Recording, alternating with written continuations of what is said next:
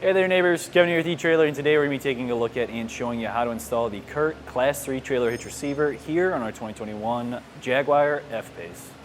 If you own a Jaguar, you most likely aren't going to be towing a trailer, but you probably are going to be trying to tool around with your bike rack so you can go out on those nice adventures and get some exercise in. And the only way for you to do that with your F-Pace is to install a trailer hitch receiver. Now, CURT has a great one for us today that's going to have a nice hidden cross tube, so all you really see is the receiver tube down below, which gives us a nice clean look, so that way we are still maintaining that nice factory style of our F-Pace. This trailer hitch receiver is going to have a 2-inch by 2-inch receiver tube opening, and that's going to be the most common for all of those accessories that are out there, so your bike racks and your cargo carriers. Typically, cargo carriers are going to have that 2-inch shank. Bike racks sometimes are going to have a 1 1/4, but you can still get a reducer so that you can drop this down to that 1 1/4 inch. Now, typically, most bike racks are going to already have some sort of adapter that goes on the shank, but just in case you don't, like I said, you can get that reducer here as well. Now, along with that, we have a few things that we want to double check. So first one being our ground clearance, so that way our bike rack or cargo carrier isn't going to bottom out if we go on an incline or decline. So for that, we're going to measure from the ground up to the inside top edge, which puts us right around 14 3/4.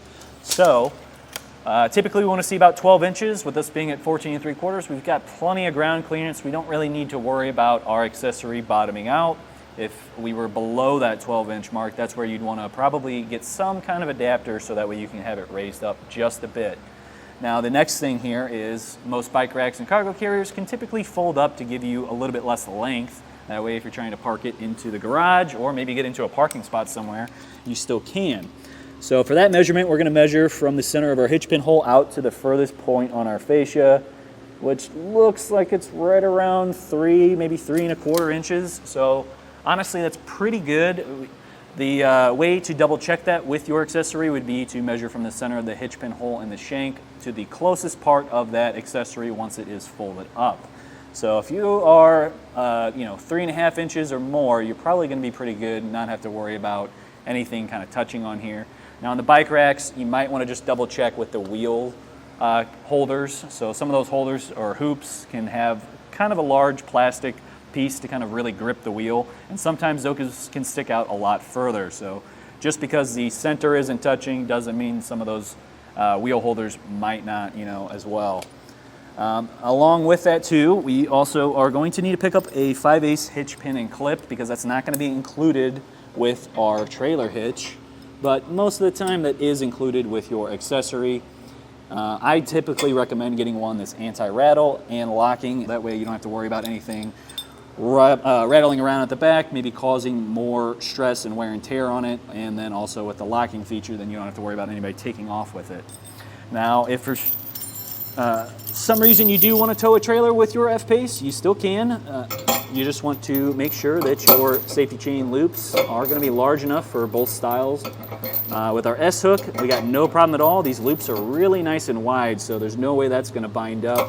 Now with the larger clevis style, nothing really catching there, so we've got plenty of room here. It's super nice for that. And on top of that, this is going to come with a 6,000-pound gross towing weight capacity, which is going to be the capacity for us pulling a trailer with. And then the tongue weight capacity is actually going to be 900 pounds. So that's that downward force on the inside of our receiver tube, and that's going to be your bike racks and cargo carriers, and then anything that you actually load onto them. Now, just because the hitch is rated for those capacities doesn't mean your vehicle is. So you will want to make sure that you double check your owner's manual and figure out exactly what your car is capable of handling, and then staying within those capacities. Now, as far as installation goes, this one actually was pretty simple. Typically when you have a more high-end luxury vehicle, it's a lot of parts you got to kind of disconnect on here, and it's a lot of trim pieces that are typically pretty hard to get to easily pop out. And with this one, it honestly didn't really take too much force. Came off pretty clean and went on really nice. There is a bit of trimming that you are going to have to do just to this panel that's right here. I would not follow exactly what the instructions say with that. I cut it a little bit short of that so I could keep it nice and tight. I really don't like having a big gaping hole behind there that you can see. It just doesn't look as nice. So keeping it to what I'll show you later on in the video is going to give you that nicer, clean-cut look here. Now, if you feel like this isn't something you really want to do yourself, because you do have to pull this off, pull off your bumper beam, and then sandwich it between there, maybe you just don't have the tools to do so or the time, then please feel free to use our dealer locator, and you can enter in your zip code to find a shop near you and get it professionally installed. If you are wanting to do this yourself, then stick around and I'll walk you through the process. Starting off our install, we're going to be removing this underbody panel right here, and that's going to have 4 Phillips head screws. Now on the other side here, we've got some bolts, and in the instructions they say there's going to be 3 of them. On ours, we only have 2, and those are going to require a 10mm socket. So we'll get that all removed.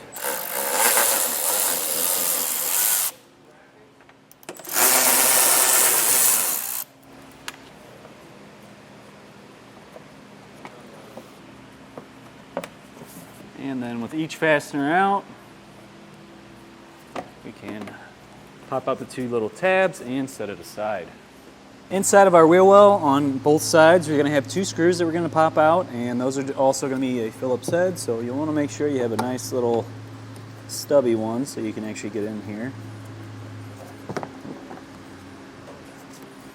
And once we pop these out, there's going to be 5 more screws, with a few of them being a Torx bit style, and you're going to need a T25 bit in order to remove them.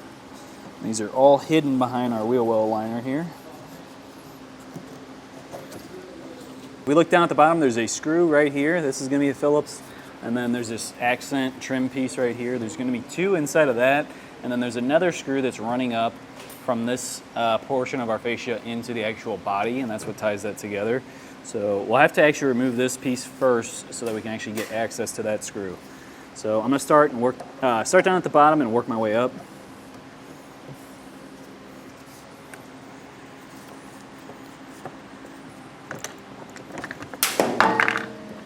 I was expecting to see 2 more Torx bit screws because that's what it says in the instructions, but unfortunately, or fortunately, there's none in there. It's just those 3 Phillips head screws that we had to remove, and I started kind of just pulling the fascia just to kind of see if there's anything hanging up in here somewhere else that we could potentially find those screws at, but I mean, this is just already starting to come right off. So at this point, it might be a trim package issue. Maybe there's some slight variances between this that you might find, hey, I don't have something that's matching up exactly to what the instructions are saying, just like we are in this situation.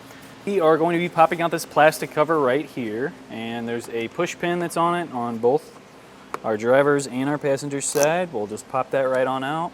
And then you'll want to take a plastic trim panel tool, and we're going to pull from this way because there's tabs that punch in on this side and not on the other side here like you typically see in most vehicles. One more down below. There we go. So we've got that one, it's pushing in here, and that side piece. So if you pull kind of out, because this is also tucked behind the framing here, so if you try to pull straight out, it's just going to hit that and not want to come out on you. And we'll set those aside. So down at the bottom corner, we're going to have a plastic push pin, but this is going to require a Phillips head. You'll need to unthread it a bit. Take that out, and then we can pop out that. I might see if we can leave it in, but honestly that came out super easy, so we'll pop it out just like so and set that aside. A little bit higher up we have a bolt. Now in the instructions they say an 8mm socket, but it is a 10. So we will take it off and then just repeat this over on our driver's side. Since the next step is going to be removing our fascia, I am going to just give it a little bit of tape to help protect the paint. We'll just run this right along the edge, and then I'll use my fingernail to kind of press it in there. I've got an extra set of hands with me. I got Greg over on the other side here. We're going to be pulling out our fascia, starting out in our wheel well and just working our way across, and then we can pull it out from the center here. Now typically once you start getting to the center, it's going to hang up, and then you'll have just one kind of big pop when you get it off.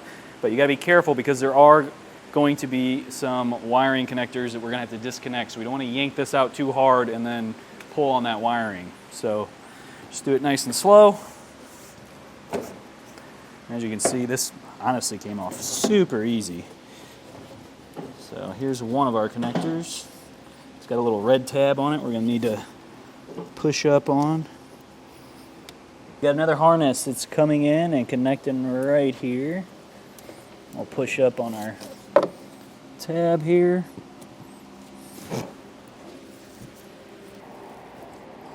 There we go. All right, you said you're good? All right, now we'll set our fascia aside. Next, we're going to be removing this plastic panel right here that you see. There's going to be 3 screws throughout the center here and then 1 on either end. And these are going to require an 8mm socket. You'll probably want an extension, probably about 4 to 6 inches really is all you'd really need.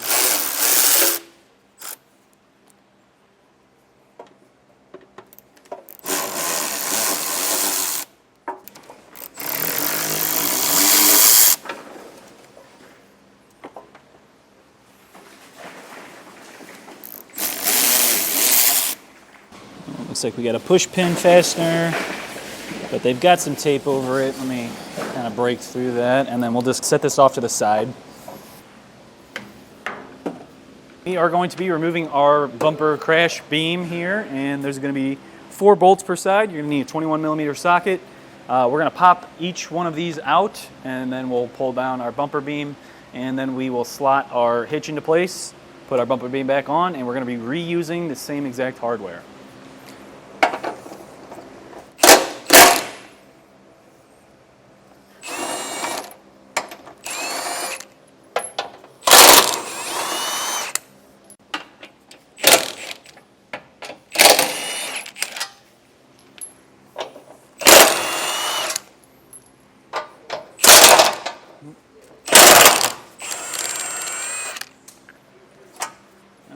Let's drop it down. An extra set of hands here.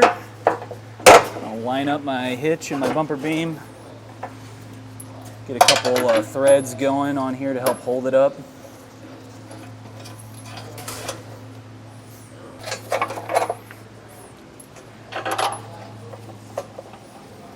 Snug each one of these down, and then we'll come back with our torque wrench.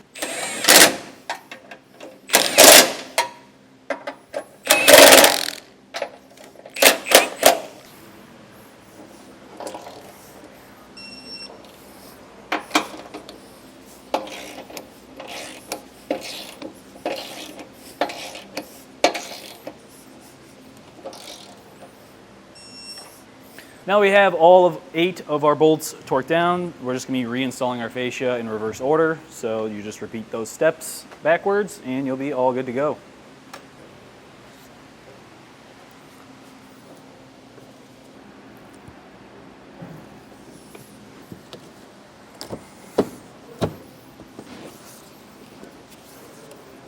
Now the last step's going to be trimming out our little bumper panel here so that way our hitch can fit through it. Now they tell you a 6-inch deep hole by 3 1/4. I'm going to do 3 1/4 by about 4 1/2, maybe just a little bit over, maybe like 5/8, just because what I've measured from the back of our receiver tube here up to where our fascia meets is right at like 4 7/16. So just to give us a little bit of extra wiggle room there. I don't want to cut too much and then we have some giant hole here. So as minimal as we can, and then I'm just going to take my multi-tool to cut through this.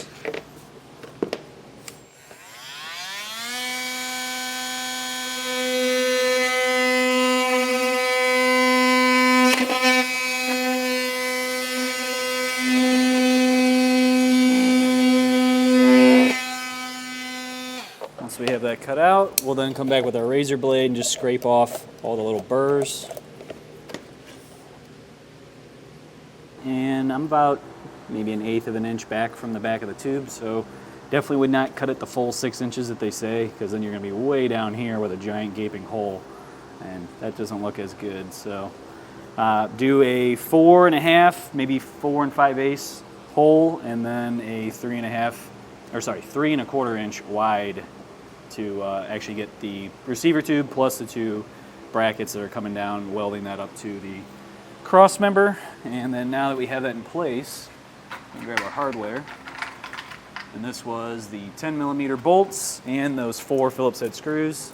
So we are just going to pop those in. Well, that's going to do it for our look at and installation of the CURT Class 3 Trailer Hitch receiver here on our 2021 Jaguar F-Pace. My name's Kevin, and if you still have some questions about what's going to be the right trailer hitch receiver for your F-Pace, please feel free to reach out to us via our Ask the Experts link, a comment on this video, or a phone call to our customer service department, and we'd be happy to help you out on your journey.